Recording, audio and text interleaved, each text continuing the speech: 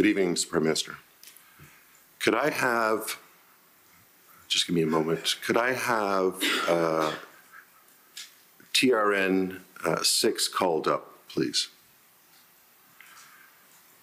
And while that's being called up, Mr. Prime Minister, in preparation for your testimony here today, have you been aware that MP Han Dong confirmed under oath at this inquiry that he spoke to PRC officials on multiple occasions about the two Michaels while they were held in captivity in China?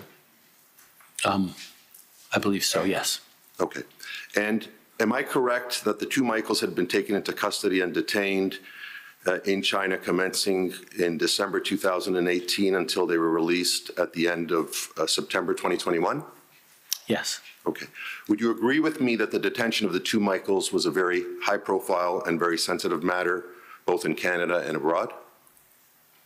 It was certainly very high profile, and it was a detention that caused us to mobilize broadly. It was certainly a very difficult experience for the two Michaels and their families, but it was also something that mobilized an awful lot of not just Canadians, but our partners around the world. Thank you. We've heard evidence and seen evidence in this inquiry that at least one of the conversations between Mr. Dong and the PRC General Consul General in Toronto was intercepted and monitored, that it touched upon the two Michaels in some respect, and that at least a summary of the intercepted conversation exists. And I have a couple of questions for you regarding this intercepted conversation. Just before my friend does, I'm not sure whether the details the assertion he's making is one that can be found in the public record, but I'm happy to hear from him about that. I would urge him to refer to the summary, the topical summary on this issue. I'm going to come to the topical summary, but if I could ask the Prime Minister generally, when were you first made aware that Mr. Dong had been having conversations with the PRC Consul General regarding the two Michaels?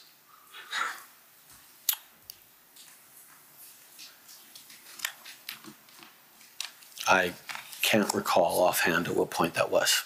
Do you remember what year, sir?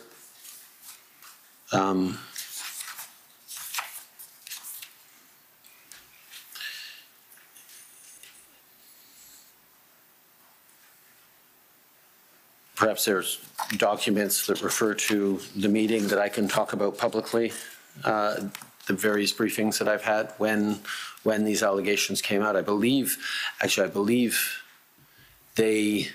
this was the source, this was a matter disclosed in the leaks in the fall of 2022, and it was only subsequent to those leaks that I became aware of those conversations. So it would have been late in 2022. You don't believe you were made aware of any such conversations prior to then? No. Okay. And could I ask that can some two be called up, please? And I believe Ms. Chowdhury took you through this document to some extent earlier. This is a summary of intelligence held by CSIS and the intelligence agencies relating to Han Dong and his communications with the People's Republic of China relating to the two Michaels. And I take it from your answers earlier, you reviewed this document in preparation for your testimony here today? Yes. And there's a summary of 5 points relating to this intelligence. Can you confirm, and I think you may have, that aside from your review of this particular document in preparation for today, you have received intelligence briefings and information that is reflected in each of these 5 points? I have 6 points on mine. I may have misspoken. You're correct, quite correct. 6 points. Okay. Yes. Okay. Can I turn your attention to point 4? Perhaps you can review that. And while you are, the second sentence says, MP Dong expressed the view that even if the PRC released the two Michaels at that moment, opposition parties would view the PRC's action as an affirmation of the effectiveness of a hardline Canadian approach to the PRC. See that? Yes. When were you first made aware of MP Dong expressing this view? As I said, this was subsequent to leaks. But let me also just say that it's aware of information alleging that MP Dong expressed this view. As has been previously stated, there have been significant questions around both translation and summary of the actual exchange that, I don't think I need to read the first page filled with caveats around incomplete, single-sourced, varying degrees of reliability, not necessarily indicating corroboration or reliability of sources. So there's a lot of uncertainty around even the things that we're saying in the summary, that we're seeing in the summaries. Can I ask you, Prime Minister, have you personally reviewed that summary? This summary? No, the summary of the intercepted conversation. Madam Commissioner, I'm concerned that we're getting into a sensitive area. I'm frankly not sure. I'm not sure. I can say yes to that, though. Yes, I have personally done that. But there's not much more I can say about it. That's fine, thank you. Can we call up COM 118, which is the Special Rapporteur's first report that was produced or dated May 23, 2023?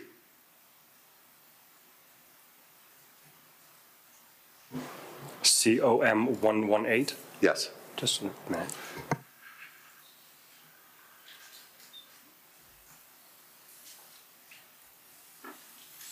And I'd like to go to page 26, small Roman numeral 8. There's an analysis of a piece of reporting that Han Dong advised the PRC consulate to extend the detention of the two Michaels, Global News, March 22, 2023. Do you see that? Yes. Okay, and immediately below that, Mr. Johnston comments on how there has been considerable media attention about an alleged transcript of this conversation. You see that? Yes. And he then says, I have reviewed the same intelligence report that was provided to the Prime Minister relating to this allegation, which I am advised is the only intelligence that speaks to this issue. I can report the following, and we're going to come to the following. My question now, though, is, Mr. Johnson tells us that he reviewed the same intelligence report that you did, and that this is the only report that exists that speaks to this issue. So my question for you is the following. Is the intelligence report that Mr. Johnson is referring to there CAN-SUM 002 that we just looked at, or is it something else? I'm not sure the witness can answer that in this setting. Yeah. So we'll note the question. Okay. And are there other reports that, for now we'll go with written reports, either hard copy or electronic, that you're aware of that perhaps were not shared with Mr. Johnson that might relate to precisely what was or wasn't said between Mr. Dong and the PRC official? I'm not certain I can answer that question.